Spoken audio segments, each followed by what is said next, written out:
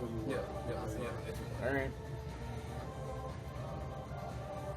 I guess I want headphones. What did I say? 256? Yeah. Jesus, I just walked in there all over here. I'm sorry. Sorry, Ish.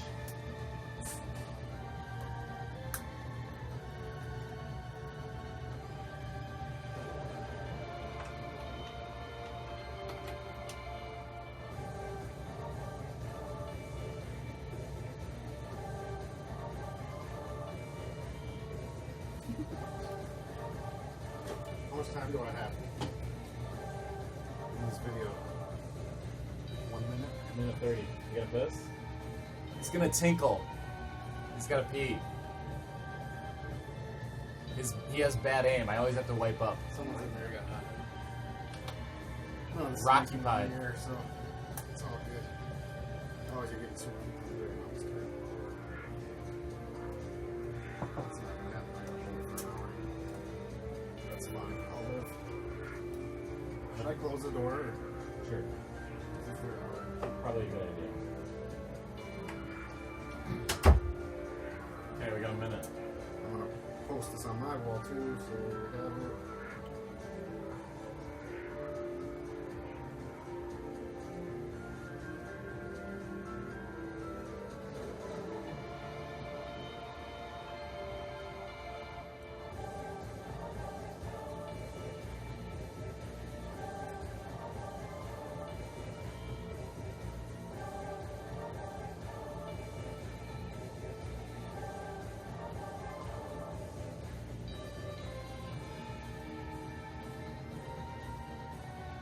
Because we play his music, should we go with male wrestler of the year first? And then we'll go to match. Okay. And then female, okay. We have time to discuss some of these too, because these are. Yeah, more important categories.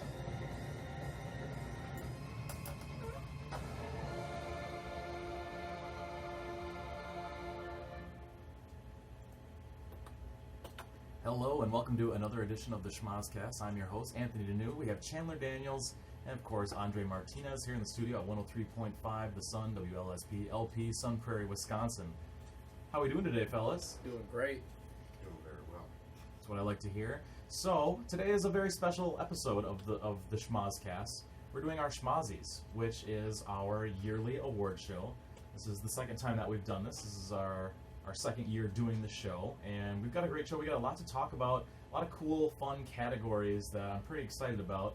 You just heard Kenny Omega's entrance music, and the reason that is because he is our winner for Male Wrestler of the Year. So let's talk about the year that Kenny Omega had. Of course, we had AJ Styles as a runner-up, and Braun Strowman was honorable mention. We'll get to those guys, but Kenny Omega, Chandler and Andre, what made Kenny Omega the wrestler of 2017? Everything about him. His mic skills, his interviews backstage, after his post-match interviews, which in New Japan they do more of a press conference style. The stuff that he said on the mic in the ring, and then of course his body of work, his list of 5+ star matches that he had all year long with multiple opponents. The first ever New Japan Pro Wrestling's United States champion. That as well, yes. Which is an interesting thing because they really have only had maybe two or three shows ever in the United States. So kind of a big deal, and I think they kicked that off in early July, a tournament in Long Beach, California. Sublime represent, also Snoop Dogg. And he is your first ever United States champion, which is interesting because he is Canadian. But what a great year Kenny Omega had. Also involved in Match of the Year. You're going to hear his name in Rivalry of the Year. You're going to hear his name in all sorts of stuff today, which makes sense that the Wrestler of the Year would be involved in all these categories, right, Andre? Absolutely, absolutely. His trio of matches with Okada, I think, are the main reason for me, along with all of his press conference work, or his backstage interview, press conference style stuff that they do in New Japan. Also, his time on Being the Elite. For me, that's a YouTube channel that I watch every single week. I've seen every episode. Most of the series I've seen every episode twice, except for some of the more recent ones. So that's a minor thing for me as a fan. But yeah, his in-ring work primarily, especially his matches at G1 Climax and his winning the United States Championship, being the first ever, and his matches with Okada. I mean, you can't argue with it. He was I think he was my second place vote, shortly behind AJ Styles, simply because I had seen more of Styles than I have of Omega. But Omega is very deserving of being the male wrestler of the year for 2017, and I look for a huge 2018 for him as well, and I expect us to be talking about him next year on next year's Schmozzy's award show, that he will be either very close to the top or at the top once again, but we shall see. He's signed a contract for another year out, I think through 2019 with New Japan, so as a fairly New Japan World subscriber, I'm looking forward to seeing what the year has in store for him, and I'm looking forward to being a more informed voter next year, having seen more of the New Japan product.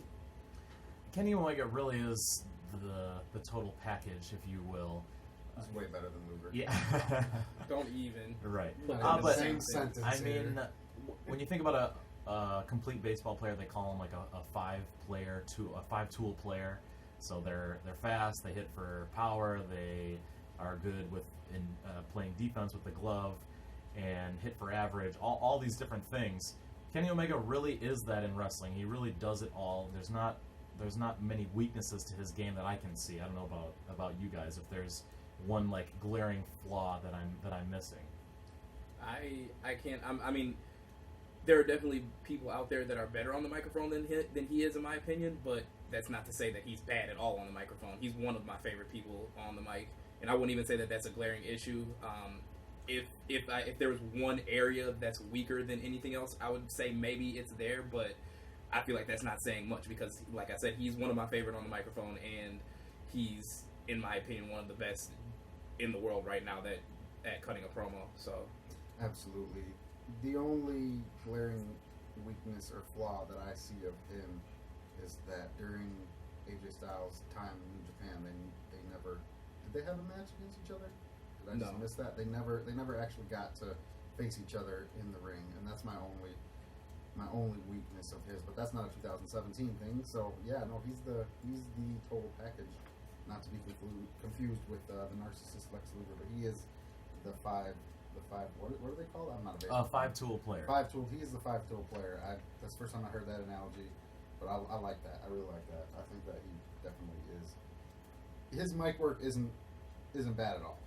If that's his one weakness, then that's not even exactly. That's a very, very minor. Like, he's still really, really good on the microphone. And what a different thing it is to be an English speaker who gives a promo or an interview in English in Japan, and then also he does speak Japanese as well. But it's got to be a different dynamic of how you give a promo, the way you say things. Maybe you have to take longer spaces. I mean, there's definitely a different way you have to go about it, I would imagine. And also the way they do their promos is more like a post-game interview where Tom Brady might be talking to the press in Foxborough to all these different newspapers, websites, ESPN, whoever it might be. They kind of do the same sort of setup for all the matches in Japan, which is a cool thing that I really enjoy. I think it makes it more sport-like. Yeah, that's definitely one of my favorite things about New Japan. And it's not only does it make it more sport-like, but just to get that initial like guttural reaction from the competitors right as they're walking away from the ring, they come backstage past the gorilla position, and then boom, they're right there doing an interview. They're out of breath, they're wiping themselves down, they're icing down, but they're in that moment of what happened directly and in the match, and that's probably my favorite thing about it. I think it's cool that we get the real reaction. I think some of the best promos, even in WWE, especially when I think back to 2016 and last year's Schmozzies, some of those best moments we saw were, say a Jason Jordan and Chad Gable after they won the tag team titles, or DIY after they won the tag team titles. Some of the best promos you get, I know those are both NXT instances, are that guttural reaction after a match, and you kind of just stick a microphone in their face and ask a convoluted question just to get them to start talking. I love that. I think that works out. I think it's great TV, and you get it's sort of maybe surprises the wrestler on certain occasions, but that can be a good thing where you really kind of see what they're made of. And it makes it, that and the New Japan style of interview, backstage, press conference, makes it feel more like a sport and more like a competition and less like a show and less like entertainment. Not that one or the other is better or worse or what have you, but it does give that more of a real feel to it, as you say. And I kind of like that. I really do. I like the emotion and the reaction post-match when they're still sweaty and icing down and still in pain, whether it's kayfabe pain or real pain.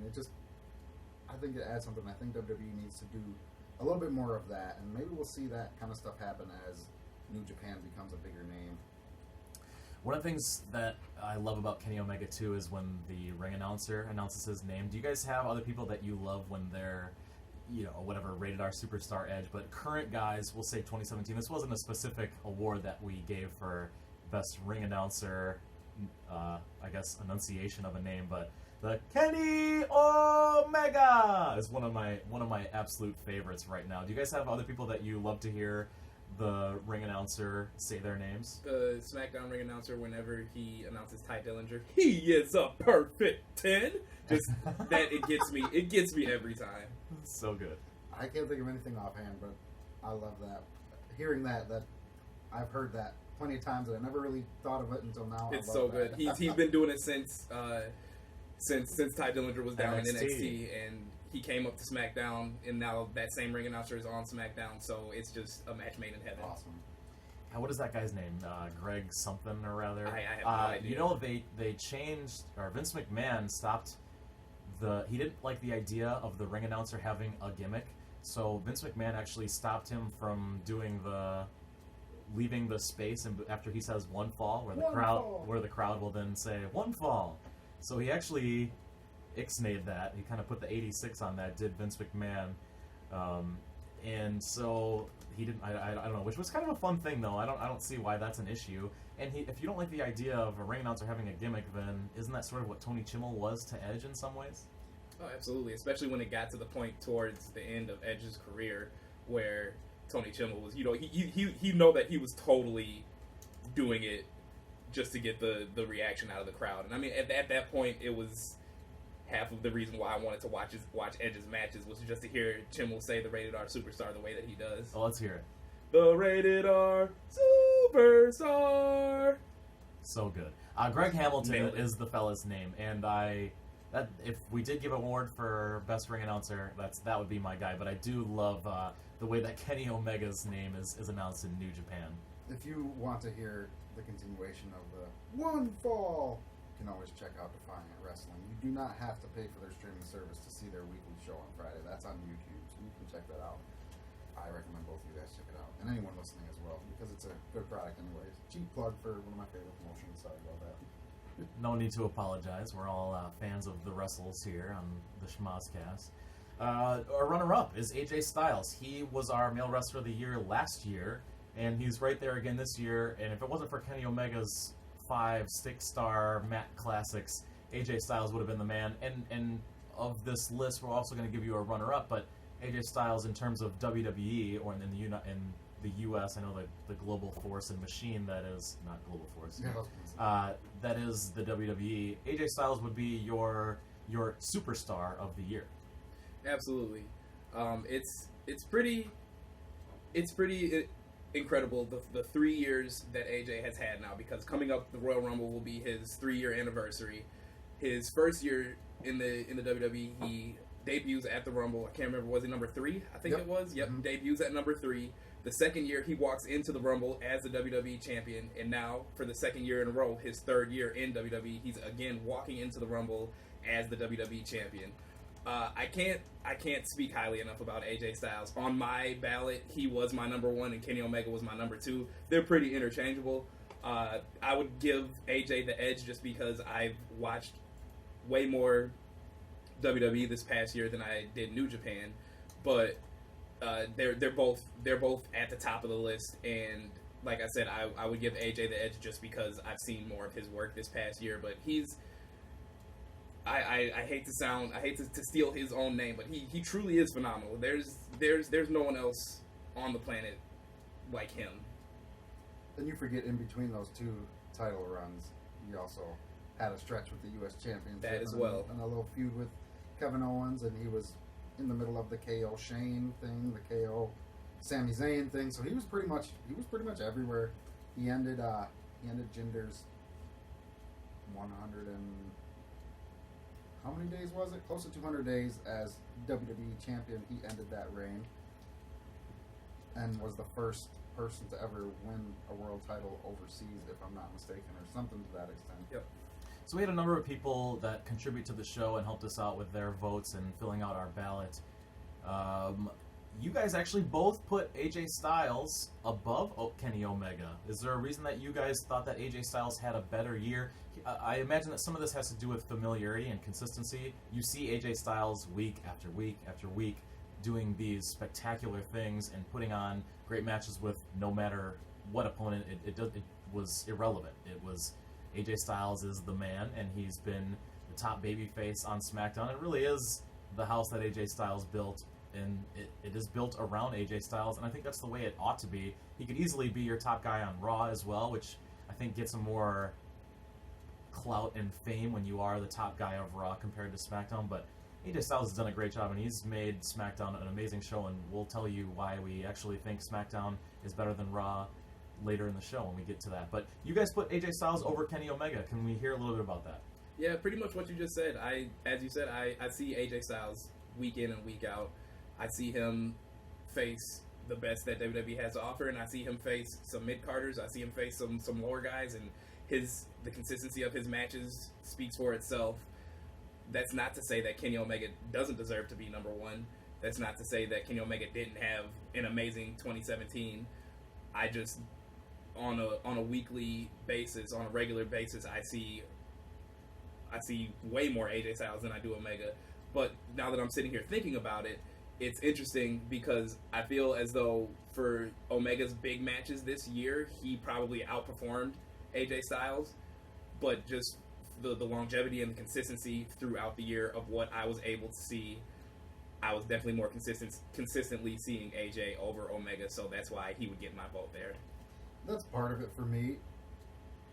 Look, Kenny Omega, 2017, was the best in-ring performer in professional wrestling, as far as his in-ring work. But AJ Styles, I think he was a little. I hate to say, I don't. Bring it. Forgive me, because I don't want to say he was more successful, but he had more. He had the world title. I think he had the world title and the United States title. Kenny Omega did not win a world title. Okada is still the champion and still the man there. And whenever Omega's name is brought up, it's usually brought up with Okada. I feel he's kind of separated himself from Okada a little bit more with this stuff he's doing with the Young Bucks, and especially with what he did with Chris Jericho in early 2018. But I feel AJ Styles had a little bit, obviously what we talked about with him being on TV more, but having the world title, winning it, and on top of being the United States champion a couple times, I think. Was it 2 times or was it just 1 time? It was twice, yeah. Twice. He won the U.S. title twice. So he was a little bit more decorated than Omega, even though Kenny Omega had the better in-ring year. That combined with seeing AJ Styles more and him being the star of SmackDown and being the house that AJ Styles built, everything that we just said. I think it was a combination of that, pretty much. Kenny Omega, to me, got my first place votes over AJ Styles. But AJ Styles, when you think about it, he's so much more. There's such a wider scope on him. It is a world thing, whereas New Japan doesn't quite hit the amount of people that WWE does on a weekly basis. So some of that can cover up Kenny Omega's weaknesses that we talked about earlier, maybe on the mic, and we're not able to see the amount of matches. I've saw probably 40 plus matches of AJ Styles or more this year, whereas I maybe saw a handful of Kenny Omegas, but those top Omega matches were really hard to come by. But Kenny Omega might be the most important person or wrestler in the history of New Japan in terms of growing their brand and what they're doing right now. Kenny Omega is one of the most important wrestlers, whereas I think WWE is still going to exist. The train is still running if AJ Styles isn't there. He's still amazing. He is our current era Shawn Michaels, And I mean, these guys are just special, and you could have put this either way. Basically, everyone who voted put Omega and Styles at number 1 or 2 in whatever order. It didn't really matter. Those are your two guys, I think, for 2017. I just want to say this, even though I voted Styles 1, Omega 2, I'm glad Omega won, and I was confident Omega was going to win when I put my vote in. I may not have voted the same if I was worried that Omega wasn't going to win, because I think he deserves it, even though I voted. As weird as that sounds, You're because like- my list is that ballot was more based on what I've seen and what I've watched, and I haven't watched as much New Japan as I would like to. I've had it for about a month now, New Japan World, that is. So, like I said earlier in the show, next year I expect my ballot to look different, and I expect to have more New Japan in there. But we shall see. For runner-up for male wrestler of 2017, we had Braun Strowman. I think you have to. It's hard to talk about 2017 without You mean mentioning. for honorable mention. What did I say? You said runner-up. Oh, I'm sorry. AJ Styles is your runner-up. For honorable mention, Braun Strowman is your guy. It's hard to talk about 2017 without mentioning Braun Strowman in the year that he had. Everything he's made it fun to have backstage segments again. That's probably my favorite thing about Braun Strowman. Watching him growing up being an Attitude Era fan, all three of us, watching Shawn Michaels, Triple H, Stone Cold, The Rock. There was so many different backstage segments, whether it's Boiler Room Brawls, Hardcore Championship matches, whatever it was back in those days. Braun Strowman has kind of brought that aspect of the WWE back, and it's so much fun watching him, whether he's walking out of a smashed up ambulance, whether he's falling out of a dump truck, or dropping a whole stage set onto Big Show and Brock Lesnar. It's so much fun to watch him do what he does, make sure that everybody gets these hands. I love him. Like you said, you can't talk about 2017 and Male Wrestler of the Year without bringing up Braun Strowman's name. You can't. Roman Reigns is booked as the number 1 guy on Raw, but Strowman is the number 1 guy on Raw right now. He's the most over with the fans, the most popular, very fun and entertaining. As Chandler said, he took the words out of my mouth. He's very fun. He's fun to watch. Everything he does is great. I know this isn't 2017 that we're talking about right now, or what I'm about to talk about right now, but when he went crazy on Raw and destroyed everybody, and then the guy comes out with a cake, and he grabs a piece of cake and eats it and walks away and spares that guy simply because he had the cake. Just little stuff like that just makes Strowman's incredibly entertaining, and on top of that, he's really good at what he does in the ring. He has a great hold of his character, and his mic work is solid. He knows who he is, and he knows how to portray that, but he also knows how to have a little fun with it without making... Sometimes when you have a big, strong giant like that and you try to have a little fun, you can devalue him in a sense, and you can make him comedic, but Braun has the smarts to where he can say and do funnier things without devaluing his character and his strength and his monstrousness. And as Chandler said, he wants to make sure everybody gets these hands. Also receiving votes for Male Wrestler of the Year, Pentagon Dark, Chris Jericho, Naito, Pete Dunne, Drew McIntyre. Anyone surprising that didn't receive votes? To me, the two who come to mind would be Kevin Owens and then Kazuchika Okada would be the two people. Is there someone that you're surprised that nobody put on their ballot? I almost put Okada in my number 3 spot, but I couldn't not have Pentagon Dark on my list for Male Wrestler of the Year. As I've mentioned previously on the show, I'm a gigantic Lucha Underground fan, and he is hands down my favorite person in Lucha Underground. So I had to have him on my list, but I'm pretty surprised to see Okada didn't make it on anyone's list here. He, as big of a year as Omega had, Okada had just as big of a year. He's currently the longest title reign, IWGP World Heavyweight Championship reign like that anyone's ever had in New Japan, and he's put on 5-star matches left and right, just like Omega has. Maybe not quite as many, and Omega was involved in the 5-star matches that he's had in a few of them, but he's still, him and Naito have, towards the end of 2017, started up a really good feud, and he had a great year. Yeah, I concur. I'm shocked that Okada was not on that list. Well, let's move our focus to match of the year. For runner-up, we had Pete Dunne and Tyler Bate. This is from NXT TakeOver Chicago back in May of 2017. And what a special match this was. This is the of our lists and the votes, this was the highest in terms of WWE matches for our Schmozzy. Pete Dunne and Tyler Bate, this is the best WWE match of the year. Can you guys expand upon that? And I mean, these guys, it's pretty cool because go back to December of 2016, right? Before 2017 started, I didn't know who the hell Tyler Bate or Pete Dunne were. They put on a great championship match in the UK, first ever UK championship tournament, and then went on to even blow that up by 1,000 with their amazing match in Chicago. Yeah, these two, I was really, really glad to see these two have a return match for the championship because the final of the United Kingdom Championship tournament was so good. And then, as you said, they just expanded on that tenfold at NXT TakeOver Chicago.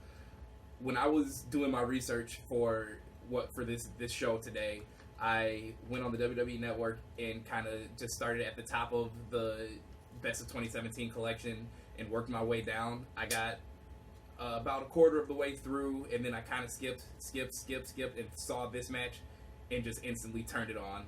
And that was at least the third or fourth time that I've seen this match, and I'm still hooked like it's the first time. Every single time I watch this match, the things that they do, it's catch style wrestling at its best.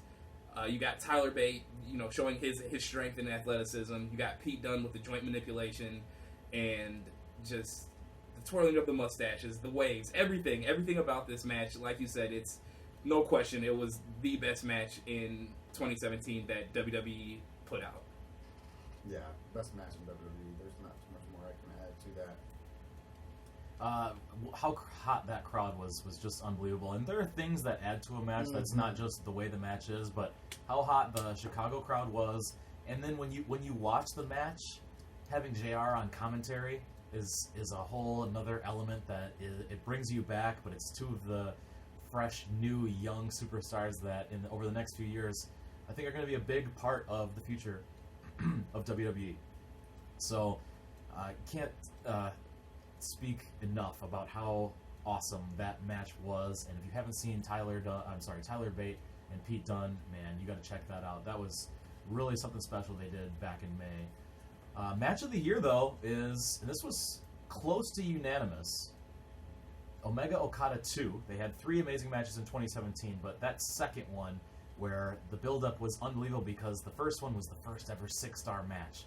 And then they put on this unbelievable show where they outdid themselves, which I think was a harder thing to do because there was so much build and hype and how is Meltzer going to give it 6 stars, and they went out and even outperformed themselves again. What a unbelievable thing this was. Incredible match, incredible. And I just want to point out these two, Okada and Omega. The only reason why Okada and Omega 2 was not a unanimous winner for us is because one person voted for Okada and Omega 1 instead. So these two, they may not have the unanimous schmozzy of the year for the best match, but they did get voted number 1 by every single person, whether it was their first or second match. And this match was definitely the best of the 3, in my humble opinion. They were able to top what they did with the first one, which is really hard when you have a match of that quality. 6 stars, allegedly. No, I'm just kidding. It was a 6-star match. But to top something like that, it's really tough.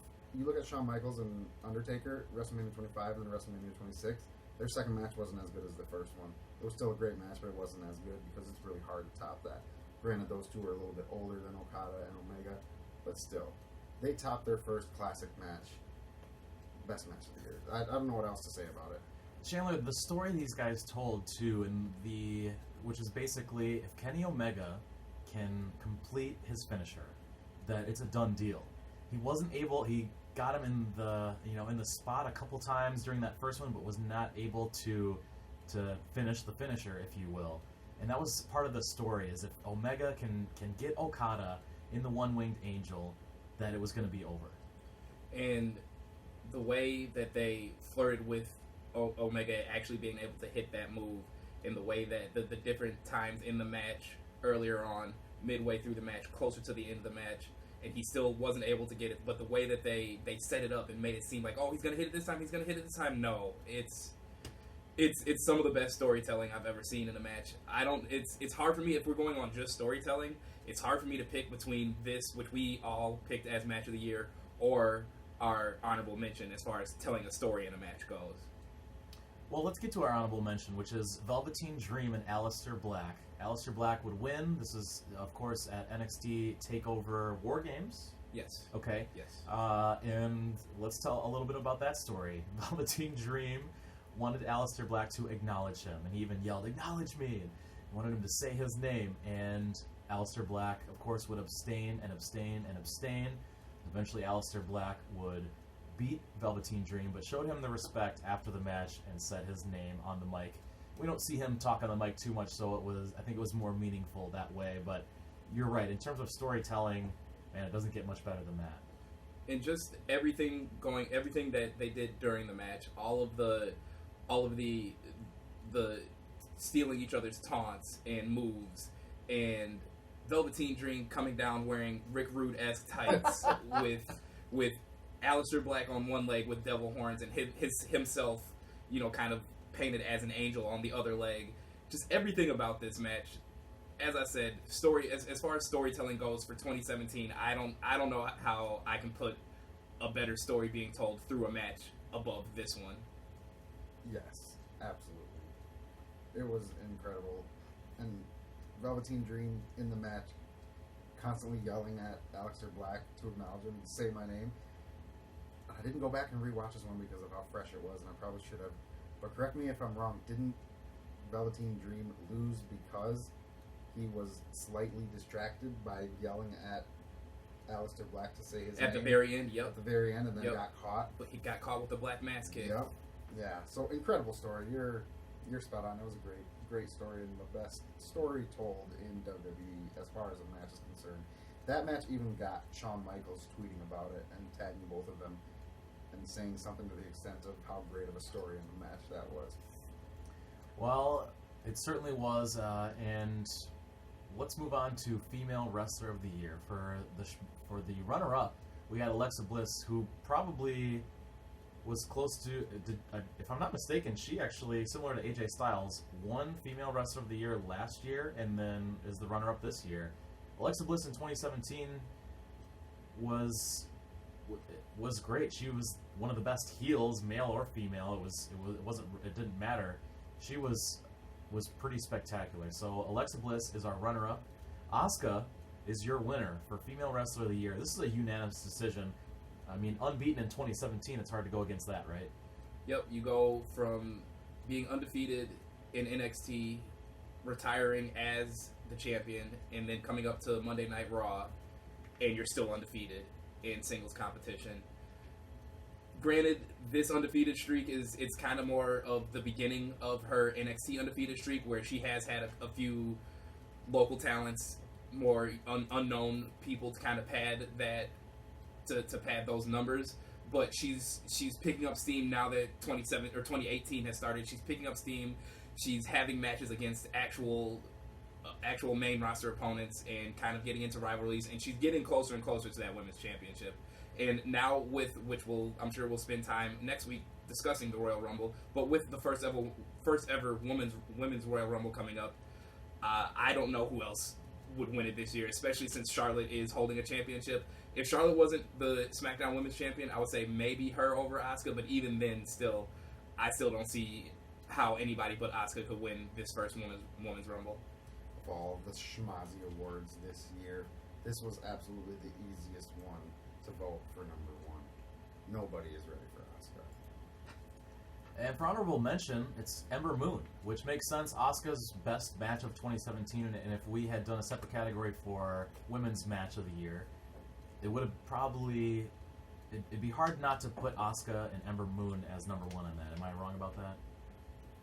I would dare to say if we were going to do that category, I would do Asuka and Nikki Cross, Last Woman Standing, for the NXT Women's Championship. And let's because that was a fantastic match. Let's suppose we're gonna make it 3 then. Would it be Asuka in the triple threat with Cross and Ruby Riott? So would Asuka have been placed basically in 1, 2, and 3? Hands down, that's why she's our female wrestler of the year. So absolutely. Our next award is the Gorgeous George Award. This is for the Androgynous Wrestler of the Year, and your runner-up is Dalton Castle. Tell me a little bit about Dalton Castle in 2017. Dalton Castle in 2017, he was pretty much one of the hottest things going in Ring of Honor. Just ask him. Just ask him or his boys. But yeah, he was one of the hottest things going in 2017 in Ring of Honor. Had a great year, picked up some really, really big wins, ended up getting himself into the #1 contenders position for the Ring of Honor World Title, and then won that right as the year was ending at Final Battle, which was their December pay-per-view. So right at the end of the year, he won the Ring of Honor World Championship, and he's crazy over with the crowd. He's so entertaining and fun to watch, and extremely unique. And the winner for the Gorgeous George Award, the Androgynous Wrestler of the Year, is Andre. Say his name. Say his name. Velveteen Dream. He was only 22, by the way. That boggles my mind every time I think about how good he already is and the future he has in WWE and professional wrestling in general. Can you imagine bringing up his age? Not only how much more he's going to develop as a wrestler in the ring, but can you imagine where his character is going to be 2, 3, 4 years from now? I can't wait. Upside doesn't even begin to describe Velveteen Dream, and I think that I worry a lot of times because a character like him doesn't necessarily translate from NXT to the main roster, whether it's Raw or SmackDown. But he's doing such a good job with what he's doing. I don't see him failing. I almost put him in the same position as an Adam Rose when he first debuted. I was like, he's super entertaining. He's over in NXT. I like him, but I'm not entirely sure if that'll translate once he does get called up to the main roster. After his match at TakeOver, after the things that him and Aleister Black, I'm sorry, I blanked on his name. After the things that him and Aleister Black did in that match, the story that they told, I have no worries about it. I think that you put him on the main roster tomorrow, and he'll be just as successful as he has been down in NXT. I almost worry that his age will work against him, and because of he's only 22, he needs to be seasoned more or whatever. Man, I'm all in on Velveteen Dream. I'm ready to see him on Raw this coming Monday. The runner-up for this award was Joey Ryan, which there are similar characteristics I think between him and Dalton Castle. But Joey Ryan is just in terms of, I guess, humor and entertainment outside of the ring, or the mannerisms and stuff like that. Like, there's more that goes along to the Joey Ryan character. Yeah. I got a question for you guys. Would either one of you, let's say hypothetically speaking, we were at a live wrestling event, would either of you, if given the chance, during his entrance, take Joey Ryan's, what is it, red lollipop into your mouth? Nope. Yep. Nope. You would? Nope. Sure, why not? I'd eat big pancakes out of Big E's tights, but I don't think I'd take Joey Ryan's lollipop. He's too sleazy for me. Would you eat Big E's Bootios? Yeah. I would take the lollipop because I would hope that some of that power would rub off on me, no pun intended, and that I would get superpowers as well. But if the most recent episode of Beating the Elite is to be believed, Joey Ryan may be a pretender. But if you want to know, you should check out Beating the Elite on YouTube, because that's the best thing going. Another cheap plug for something I love. Well, I think if anyone's going to rub you off, it'd probably be Dalton Castle. Let's move on to Tag Team of the Year. Our runner-up for Tag Team of the Year is the Usos. Hard to keep these guys off this list, man. It was great because they were playing heel characters for basically the first time in WWE that we've really seen, and it was completely different than what they had been doing with the face painting and the dancing and kind of the traditional Samoan character that we've seen basically since the 70s and 80s. This was a great year for the Usos, really stepping outside of the shadow of the family and doing their own thing. You know, when the hair stands up in the back of your neck and those goosebumps run through your body and your head is on a swivel, it's not paranoia, it's the Usos. they had the best year in WWE as far as tag teams are concerned. They had an incredible feud with the New Day that was the best WWE feud in 2017, where they switched the titles back and forth quite a few times. Hell in a Cell match. They had a match that was unbelievably put on the pre-show for SummerSlam because someone in the front office is on something. It was probably the best match of the night. Yes, yep, the best match of the night was on a pre-show.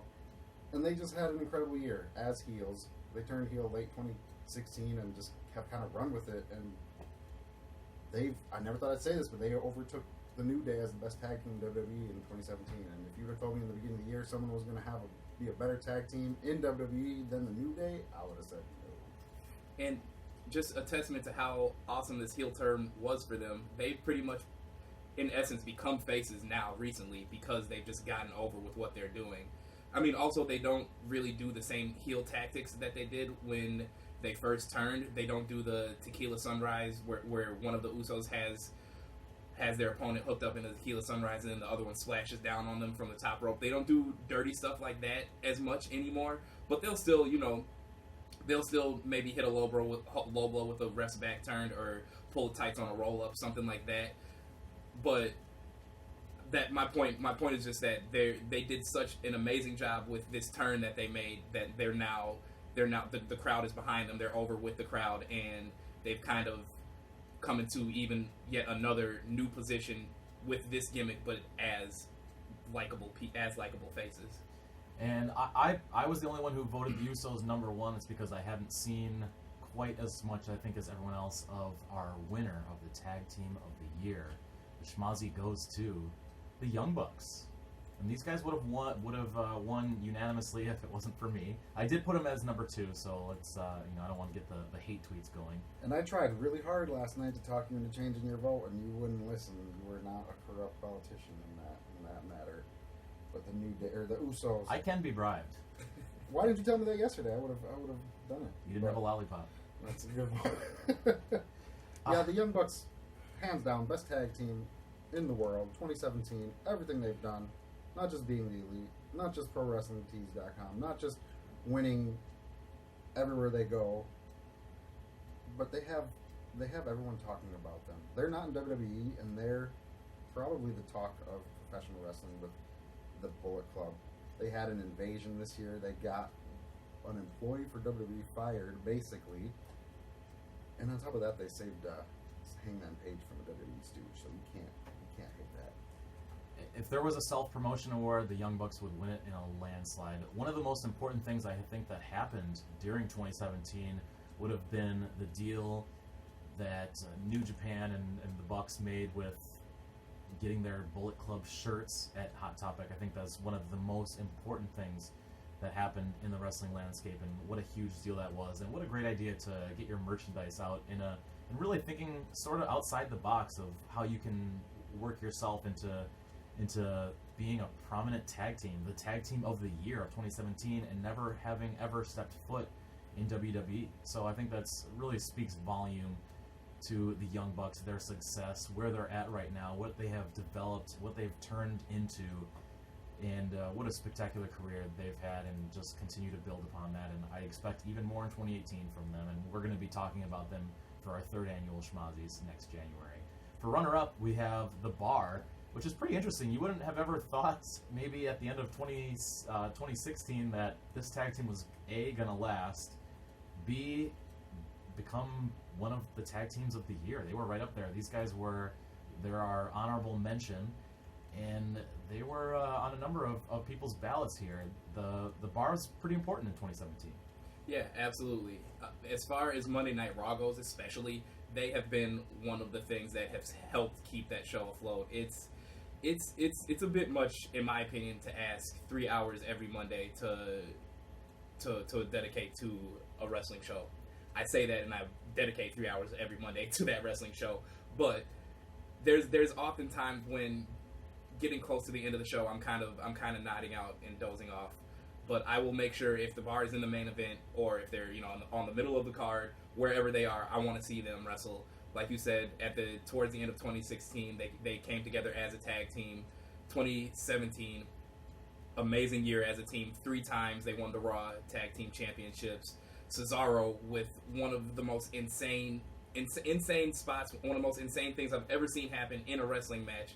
Gets his teeth jammed up into his gums, completes the match, and doesn't miss a single episode of Monday Night Raw. Maybe the week or 2 after it happened, he was at ringside while Sheamus was having a singles match, but he was still there. He didn't miss a single day of work, and now he wrestles with a mouth guard and he has braces and everything. But just the amount of respect that I already had for Cesaro, and now the amount more that I have after that, it's through the roof.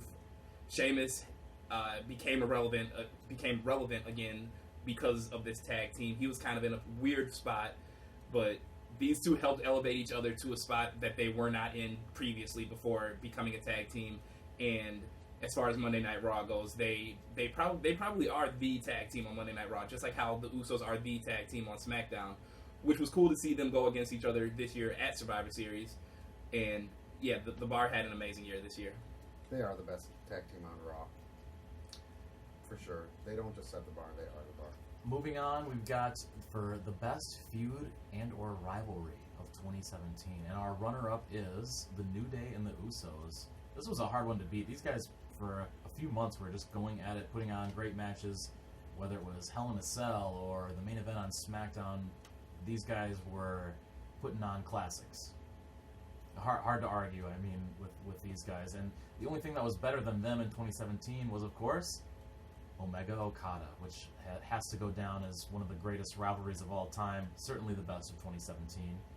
For runner-up, we've got Roman Reigns and Braun Strowman, which we're not the biggest fans of Roman Reigns, if you've ever heard the show before, but the rivalry they had with Roman Reigns and Braun Strowman starting, I guess, early in the year, but really last spring is when it was the most prominent part of Raw.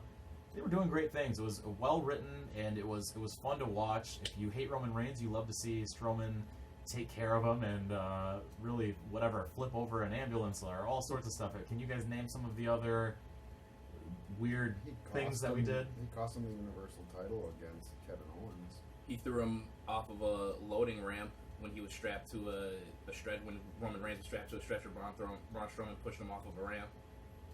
And who can forget his constant, I'm not finished with you yet. And he had a winning record against Roman Reigns.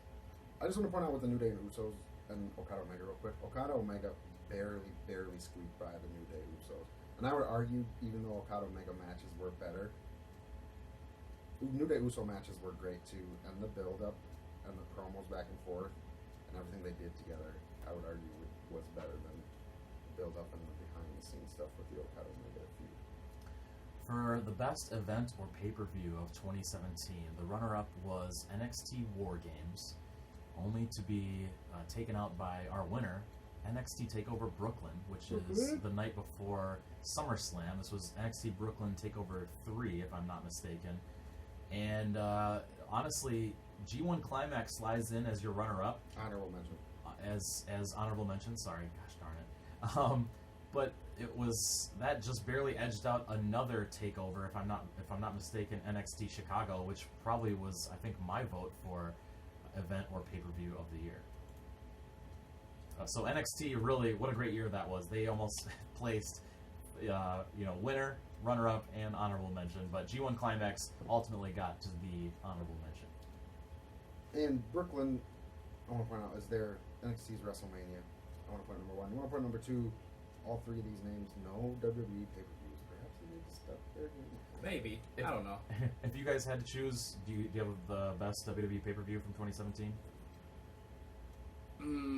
I can't think of one off the top of my head. It's the top one. Royal Rumble was great. That's why I think I'm going with Rumble. For the match itself, because it was a little letdown with Reigns being 30 and Randy Orton winning, because it led to the... If we had a Schmozzy for worst of the year, I would say one of the names that would be on there would be that match at WrestleMania where they projected the insects into the ring. Where they projectile vomited. Larva? Yeah. Oh, wait, that's what I did. Anyways, for segment of the year, this is could be another close one. Yeah, another close one. The runner-up is Kevin Owens attacking Vince McMahon, the headbutt, the splash off the... Go ahead. Can I just clarify? He didn't attack Vince McMahon. He murdered that man. And we haven't seen Vince McMahon since. And because he murdered him. That was probably one of the two best headbutts of the year. The other one was devastating in many ways. If Roman Reigns beats Brock at WrestleMania, we'll know that Vince McMahon is alive and well. Goodness. The winner for best segment of the year goes to the Festival of Friendship. Man, this was something special. It was funny. It was great. It was a turn, basically, for Jericho. The dancing, the Vegas show style. Everything was perfect about the Festival of Friendship. The list, why is my name on this? Just... You're forgetting one of the best parts. The creation of Kevin. Oh, okay, because is that the painting? Yes. Oh, my goodness, yes. With their fingers touching. Oh, my goodness. This was, it really doesn't get much better than the Festival of Friendship. I've never, my face hurt from smiling so much. It was so funny, entertaining, perfect, and important in their rivalry and telling a story and the ultimate demise of the friendship. So, what a special thing that was. And on top of the funniness of it and the comedic value and entertainment, they still got brutal at the end with Kevin Owens attacking the heck out of Jericho and throwing him through the TV set and just beating the hell out of him. And for honorable mention, we have Jericho showing up in the video package challenging Omega to a match at Wrestle Kingdom 12, which would happen, of course, in early January of 2018. Moving on to promo of the year, John Cena really giving it to Roman Reigns on August 28th, an episode of Raw, where he did not hold back. The fourth wall was gone. He actually mentions the fourth wall, talks about the golden shovel, and all these terms of being a good guy or bad guy that are super taboo for old school wrestlers and the dinosaurs and the history of the business, really. John Cena did not hold back on any of that and giving as much guff to Roman Reigns as possible, even saying that John Cena wouldn't, he is a better part-timer than Roman Reigns is full-time, and that the reason that he has to keep showing up is because Roman Reigns can't do his job. And then also Roman Reigns taking the United States title as a demotion, as opposed to John Cena doing the best to get over new WWE superstars. He would go on to mention Kevin Owens and AJ Styles. I think that was about as good as it gets from Cena and Reigns. That was as far as WWE goes, and it was the only one that I put on my ballot, but it was hands down the promo of the year. John Cena just did not hold anything back against Roman Reigns and made him and just exposed him for a lot of the reasons why we say what we say on the show about him. No doubt. That was my number 2, and the only reason it wasn't number 1 is because my number 1 was the debut of Wolf and Matt Hardy, and that's something that I have been literally waiting for. Not dying, I wasn't literally dying. Something I was been waiting for over a year, and I've been dying to see happen, so that's the only reason why Reigns and Cena is not a unanimous winner. Okay, so we're going to go rapid fire here. Breakout star of the year, we have Braun Strowman. He broke out of a few things. He broke out of an ambulance, he broke out of a garbage truck, and he was the breakout star of the year. For rookie and newcomer of the year, we have Aleister Black just edging out Velveteen Dream. It's interesting because these guys, of course, had one of the best matches and rivalries of 2017. Aleister Black wins, and but at the same time, Velveteen Dream, the age, man, this guy is going to be something special, big part of WWE's future. Black won, but Dream's future is slightly brighter, but they're both great. For comeback wrestler of the year, Jinder Mahal is your winner. This guy was a career jobber, been in 3MB. Honorable mention goes to Drew McIntyre, also someone who was in 3MB. These guys have really taken their departing from WWE and then eventual comeback. They really got as much out of it as they possibly could. Jinder Mahal was your champion, maybe longer than anyone in 2017 for SmackDown. Yeah, I think so.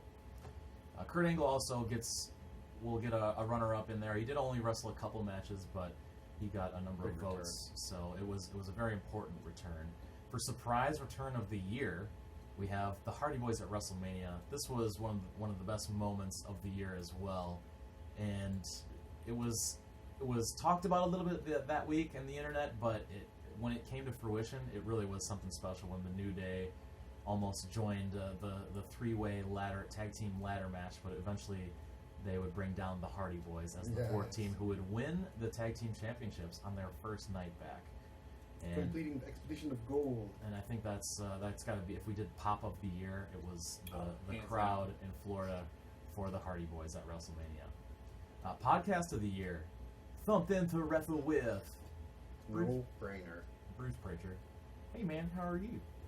This is, I listen to this religiously. Music takes a backseat. I love music. I host another show where it's mostly about music, but listening to Something to Wrestle With had basically replaced music. I would look forward to getting into my car, whether it didn't matter. If I had a chance to get to listen to this show, it was a great time, and I'm so thankful that 2017 brought me Something to Wrestle with Bruce Pritchard. I'm so disappointed that it's wintertime, because in the summertime I bike to work and I'll throw my headphones on and take an hour to bike to work and listen to Something to Wrestle. I still listen to it, of course, but I miss having that hour extra in the day where I can listen to it uninhibited. Best podcast. Everything they're doing is great. They're changing the game. They just partnered with the Brooklyn Nets yesterday and did a show there. They sat courtside and then did a live show. They're changing the podcast game. For Best WWE Brand, NXT takes out SmackDown Live and Raw. SmackDown, of course, edging out Raw. This is kind of the way we thought it would go, and it was a unanimous decision that NXT is the best WWE brand. For Best Heel or Face Turn, you heard us talk about Jericho at the Festival of Friendship. That was the best turn of any. Tommaso Ciampa turning on Johnny Wrestling at NXT TakeOver Chicago. Yeah. Yes? Okay, confirmative? Yep. Was also right up there, but Jericho basically be turning face just by his antics, and Kevin Owens throwing him under the bus and taking over was one of the best things, and Jericho gets the best heel or face turn of 2017. Most shocking moment, once again, Chris Jericho showing up in New Japan in the video package, challenging Kenny Omega to Wrestle Kingdom 12 was the most shocking moment of the year. Got to talk about the Hardy Boys' return that we mentioned earlier. That was also one of the most shocking moments. Even though it was talked about, you didn't really think that it was going to come to fruition. And when it did, it was, as I said, one of the best pops of the year. And Ciampa ending DIY also gets in there as an honorable mention. The Jim Ross Award for the best commentator goes to Mauro Ranallo. There, we had Corey Graves as the winner, and with some late entries of ballots, Mauro Ranallo actually takes out Corey Graves. But these two, man, it was one of my favorite things when these guys were together for not very long, but that was my favorite commentary team of the last decade plus, maybe going back 15 years to the heyday of Jim Ross, who the award is named after, and Jerry Lawler. This is for the Best Talker Award, or the Best Talker of 2017 is the Smack Talker Skywalker Award. And it's got to go to the guy that the award is named after, Enzo Amore. It doesn't really get much better than him on the microphone. How you doing? Got to mention The Miz and Paul Heyman on there. John Cena and Samoa Joe also great talkers. They don't necessarily have the great moments that I think we got in 2017 from Enzo and The Miz, but still very good on the mic. I think we're going to have to get to the rest of our awards show. We're either going to put it on social media later, or we're going to have to continue this next week.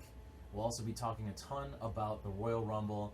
But that about does it for our show. Stay tuned, though. We've got the Jazz Train coming up next. Or actually, we've got a new show coming up here at noon. And we're going to welcome them into the studio in just a few moments. But I appreciate you guys all listening. That does it for the 2017 Schmozzy Award Show. We do have more awards to announce. Stay tuned to our social media pages. You can find us at Twitter, Facebook, and Instagram at the Schmozcast, and check us out on YouTube now. That's right. Our So YouTube, give us a subscribe. That's right. YouTube channel is up and running. Thanks, everyone, for listening.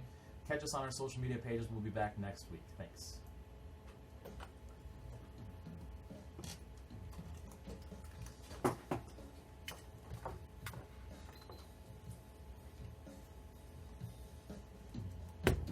This one plugged in, this microphone for the... Yeah.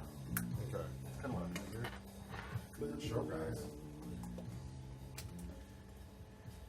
I like that we are saving some of those instead of rapid firing them. You're listening to 103.5 The Sun Community Radio, WLSP LP, Sun Prairie, Wisconsin. Yeah. That is not the jazz train. Sure as hell isn't. I don't mind this though. Hey, the baby. To all my peoples in the struggle, you know what I'm saying? It's all good, baby. It was all a dream. I used to read Word Up magazine. Salt and pepper and heavy D up in the limousine. Hanging pictures on my wall. Every Saturday, rap attack, Mr. Magic Marley Marl. I let my tape rock till my tape pop. Smoking weed and bamboo, sipping on private stock. Way back when I had the red and black lumberjack with the hat to match. Remember rapping Duke? The hard, you never thought